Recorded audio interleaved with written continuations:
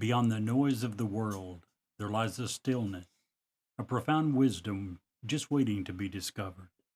This week we have the privilege of speaking with Sadhu, a spiritual teacher whose insights offer a roadmap to inner peace and self understanding. Join us for a conversation that will resonate long after it ends. Tonight on Newsworthy, two words and two question marks. Hey there, and welcome to Newsworthy Encounters. Tonight we have an extra special guest. I'm excited to have him.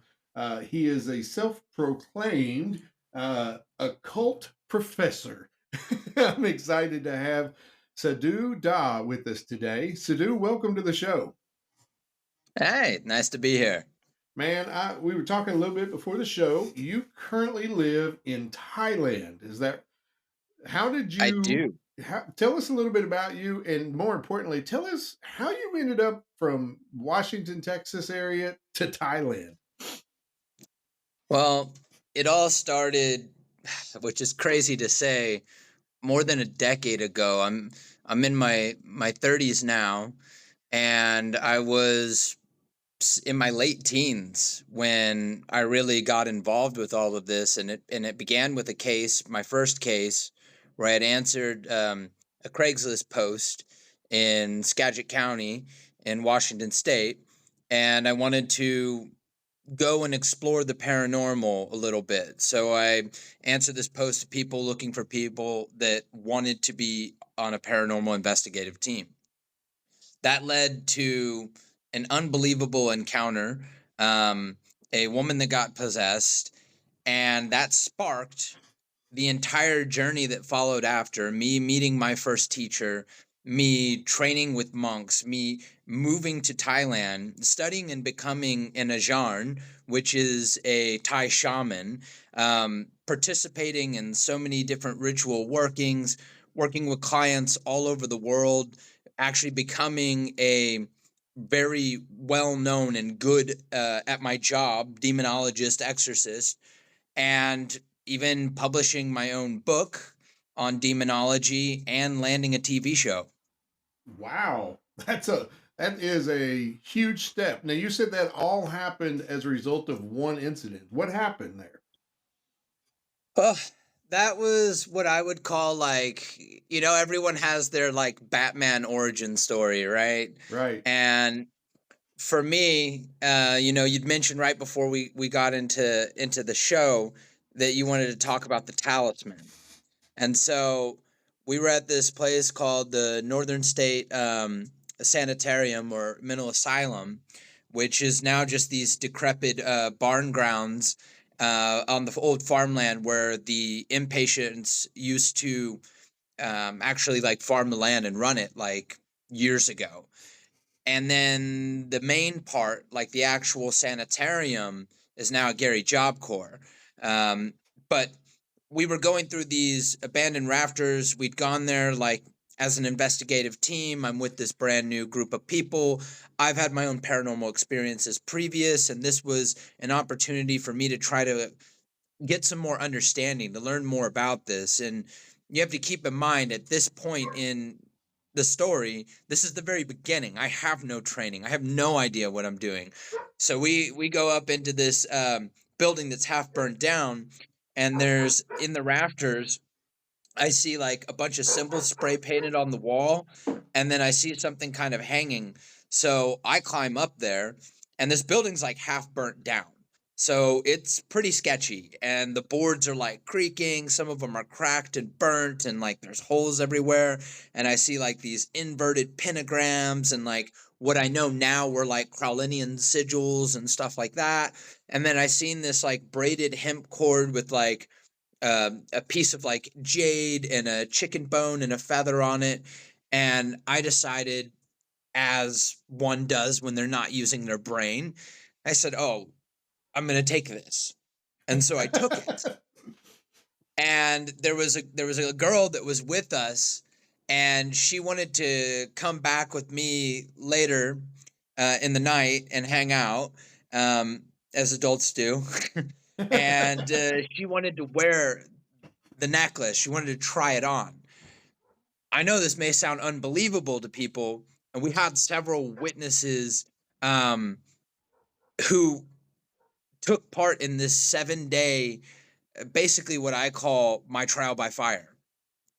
And this woman proceeded to act as if she was choking, and like her body was like contorting and twitching like in a horror movie, and immediately something was not right. So I didn't really know what to think about it. Get the necklace off of her, put it away. And then what transpired over the next few hours in that room we were in, I saw the eyes go completely black. I saw her, and like I said, I know this is going to sound unbelievable. I saw her crab walk up the wall. Ooh. Stuff out of nightmares. Yeah. There was Nightmare facial fuel. contorting, low guttural growls. Like this was a full. So if we were using terminology, and if we were like referring to Ed and Lorraine's work, right? You have the stage 1, stage 2, stage 3. Because of the attachment and connection with the talisman, this skipped all those stages. It didn't need to go from infestation to internal, external oppression and into possession. It went straight to possession. So it kind of got to break the rules in some regards. This girl was not only doing things that I could not imagine to be possible before this point, but I had moments where I was questioning reality. I kept thinking that I was going to wake up at some point, that this was like the worst nightmare I've ever had in my life, and that this could not be real life. And I do remember one specific moment where she was in the bed, like rolling like around on her side back and forth, like she was on fire, screaming in this like guttural ground. This is like a tiny little girl, and she was screaming in what was not a very human sounding voice even remotely, and it just shook me to my core. And I remember saying out loud to myself, this can't be real life. And at one point she came through, like she would have these moments of like clarity and reclaiming where she would come through, and it was like she was gasping and fighting for her own consciousness, for her own life, her own self, and her own identity.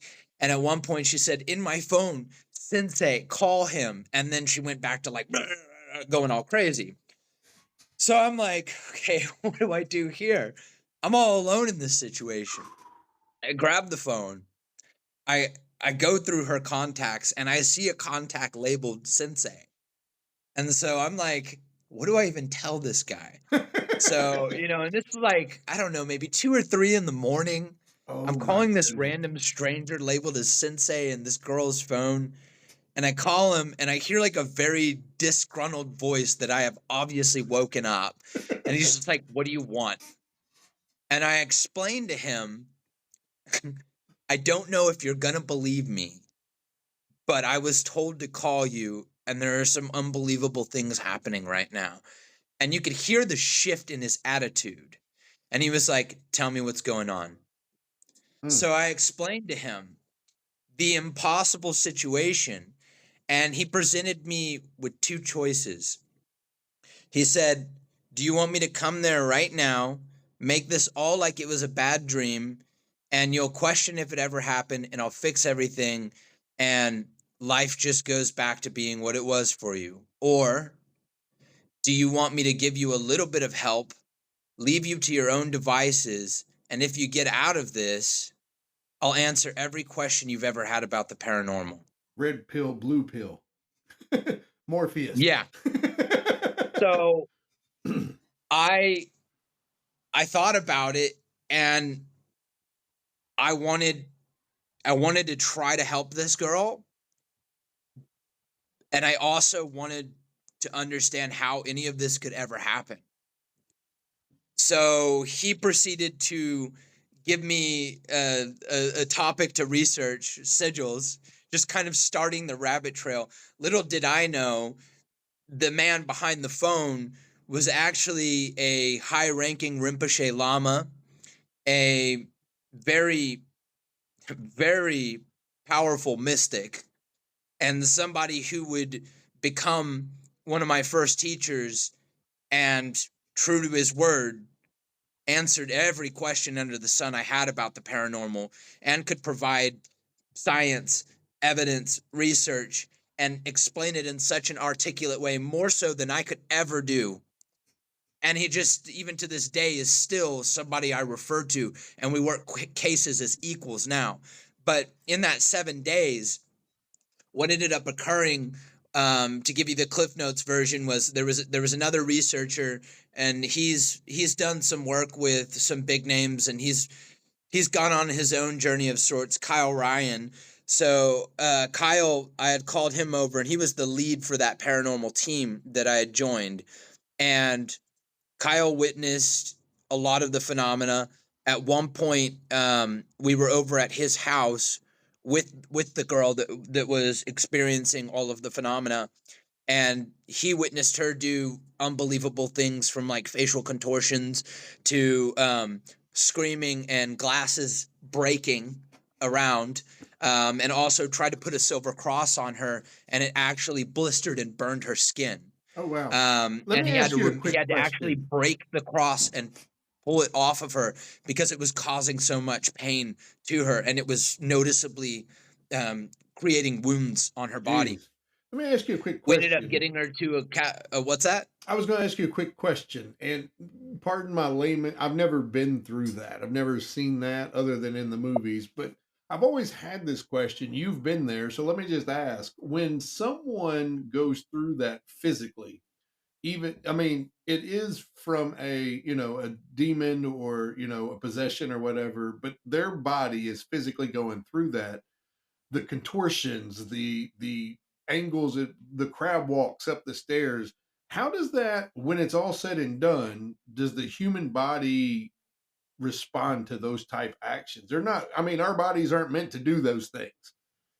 No, they're not. And this is where things get really complicated, and it would take a lot of time to intricately explain things step by step. But if we wanted to simplify it, it has to do with the quasi physical nature of these entities and that bridging link with your electromagnetic field and the manipulation of it through your own neurology. So think of this as like a computer system, your neurology, right? Mm-hmm. And they know how to input like commands and functions, and then around this neurology, or your body, right, everything that's inside of it, you have this little electrical cloud, and anything that's manipulated or maneuvered inside of that cloud, if done correctly, can have a corresponding response that can be very pinpoint accurate inside the actual neurology of the meat suit, right?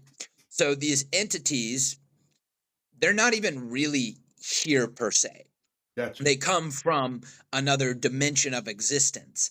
And what they're actually doing is more akin to what we would label as astral projection. Gotcha. So when you see a very low level demonic haunting versus a very high level demonic haunting, it's not necessarily that the demon is stronger or like a soldier versus a devil. It's that they are more here in Gotcha. resonance, Okay. if that makes sense. It does. It does. So the stronger of a link, the more rapport that an entity has, the more it can kind of manipulate and bend the rules of our reality.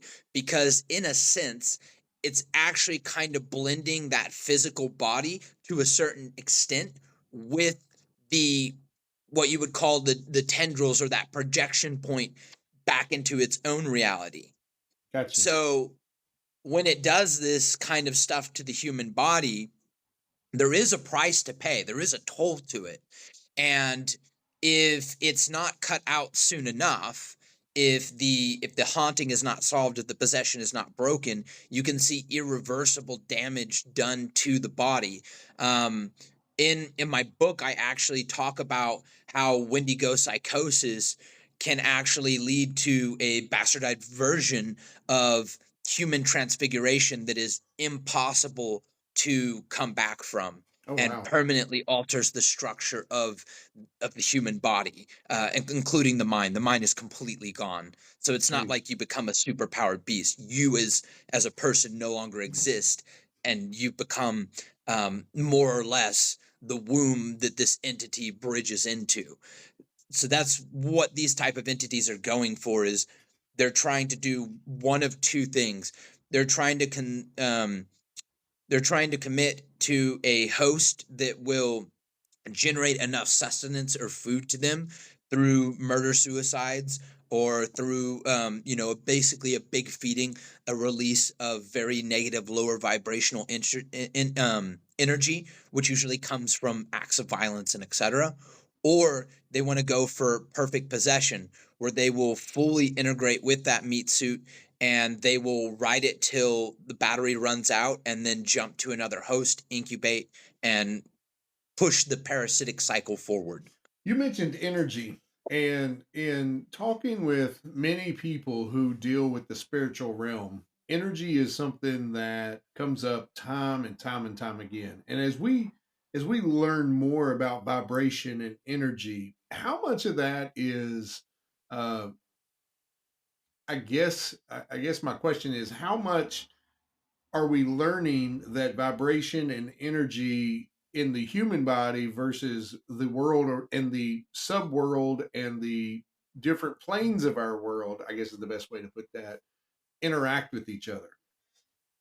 Well, it's all about the level of intensity. So if I am talking about a sound wave, so a perfect example would be like, let's consider a radio station, Sure. and you have AM and FM. Okay, so you have two different types of broadcasting frequencies, and in the ranges of those, you have multiple different stations running. And sometimes if you play with the knob, you can get the bleed through from two different stations. Right. So, you'll hear a song playing while you're hearing some guy talking in the background like an announcer, right? And those are two separate stations, but you found that right node where they kind of sort of overlap. So when we're talking about entities, or even in an occult sense, playing with different frequencies of energy and etc., we're talking about turning that dial to get a very specific response. Same for an entity, turning that dial to get a very specific response. And it's all about that finesse and that tuning. And if you know what you're doing, or unfortunately, if you accidentally get the wrong result and you were trying for something different. The same goes for the electrical component of things. As we know from the University of Heart Math and some of their research studies using sonar technology, we found that the electromagnetic field of the heart is not only real, but it expands 6 to 8 feet. So at any given time, when you're interacting with somebody else, you ever notice how someone can be a bad mood and then they just bring your mood down? That's Yeah. because there's a specific frequency being electromagnetically transmitted. And when you get in a certain level of rapport with that person, you'll either override it and not be affected by it. High vibration, vibrating so high that low vibrations can't touch it, similar to protecting ourselves from these type of entities, maintaining a state of what they call heart coherence. When you're just enough of a resonant match with these type of low vibrations with the person in a bad mood, you find yourself getting sucked into a bad mood, right? Right. So it's the same with what these things do, how they present themselves. It's all about rapport. And if you're in a state of heart coherence, it's actually corrosive to these entities. They live and exist and emit a frequency that needs to essentially terraform an environment. That's why when a haunting occurs, they're nesting. They're doing everything they can to generate phenomena that is what? It's meant to induce fear. And what is fear? A lower vibration. They want to make the house, the home, a hospitable environment for them, and they want to stage their target so that they can get into rapport with them, because humans will naturally harmonize at a higher vibration than these entities.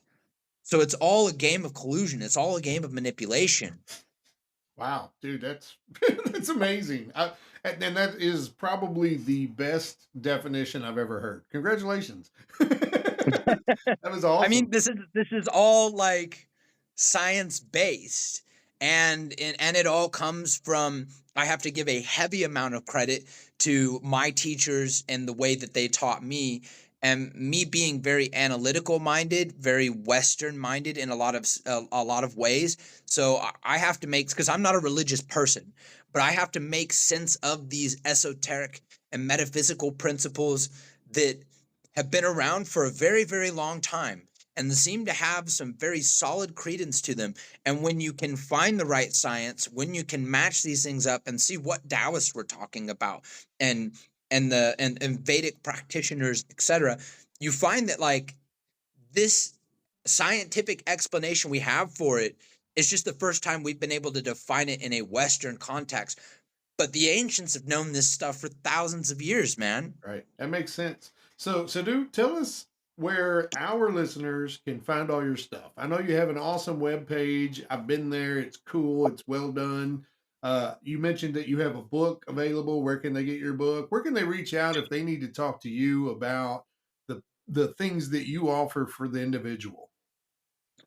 So my website is a one-stop shop where you can find everything that I'm doing, and that's www.thesaduda.com. And if you're interested in the services that I offer, um, that is a discussion of if it's paranormal and life threatening, that's no cost whatsoever. That is my service that will always remain free. So help for people who are afflicted with the paranormal. If you're interested in amulets or student lessons, things like that, I fairly do charge for those things. But I have a YouTube where I put out free content. You can find that just by searching Sadhu Da or finding the link through my website. I have a Patreon with the full length episodes, and then I have a TV show on newrealitytv.com where you can find the Sadhu Da experience. Man, that is amazing. I absolutely can't wait to have you back so we can dig into these topics so deep. I really do. And I appreciate you coming on. I know it's very late where you're at. Thank you for staying up and No thanks for problem. being here. Yeah, it's been a pleasure.